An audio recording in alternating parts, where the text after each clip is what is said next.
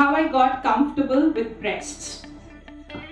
The difference between chest and breasts is called shame. Most people, including myself, have been conditioned to call breasts chest. And by doing so, for the past how many ever years, I've denied even their existence. I would stop myself from saying that word and use chest because it's more socially appropriate. And also because I wouldn't cringe and die in the corner out of embarrassment. I would only proudly use the other word if I was marinating a chicken breast. Somehow the word fitted perfectly in that word.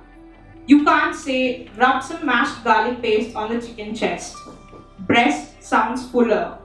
And it really is. Yag Yasi, an African-American author, described breasts to be as soft as mango flesh. I've never looked at breasts the same way after that.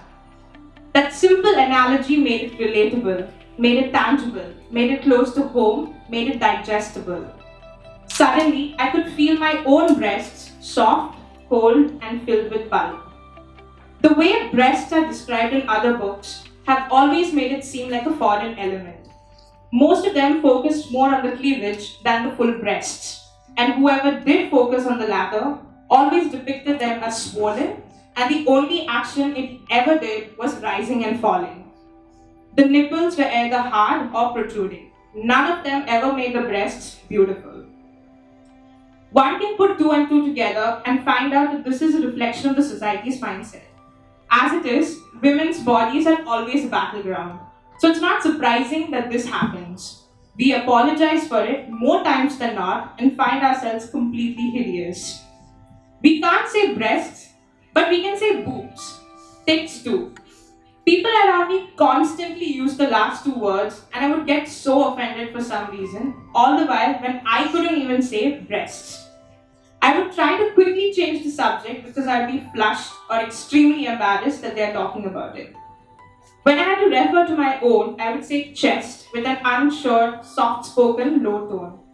Even I did not know what was wrong with me. I did not know why I had to cover it up.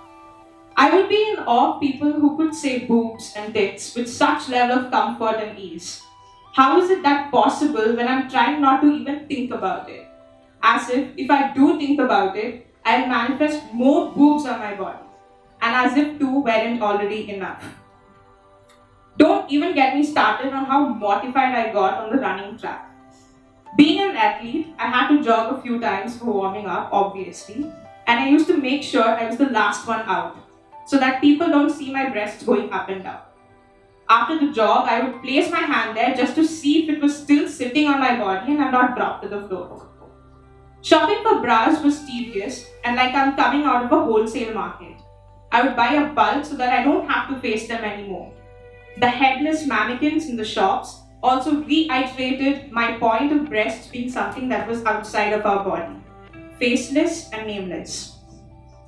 The media doesn't make it easy for us either. We are exposed to breasts that are pushed and puffed up. We are exposed to breasts that are way more rounder than it should be. We are exposed to breasts, in all honesty, that are fake.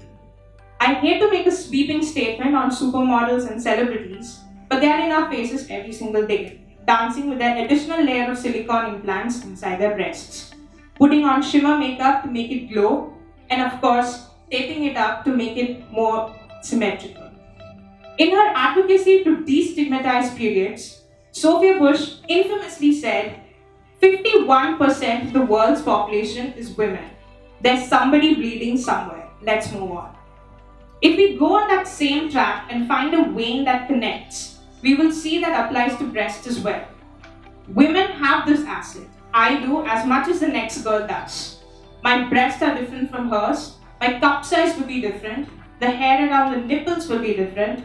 There's no way my areola, that's the coffee colored area around the nipple, is same as hers. For aging women, it's a different manifesto altogether. I'm not saying we should talk about this to endorse body positivity. I'm not going to be a bra-burning feminist either. But let us start with recognizing our own.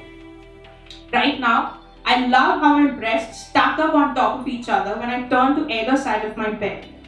I enjoy how my breasts fall ever so lightly when I take off my bra. It almost seems like they too are happy, free from this cage. I like how they tilt slightly when a child is sucking for milk on his or her mother.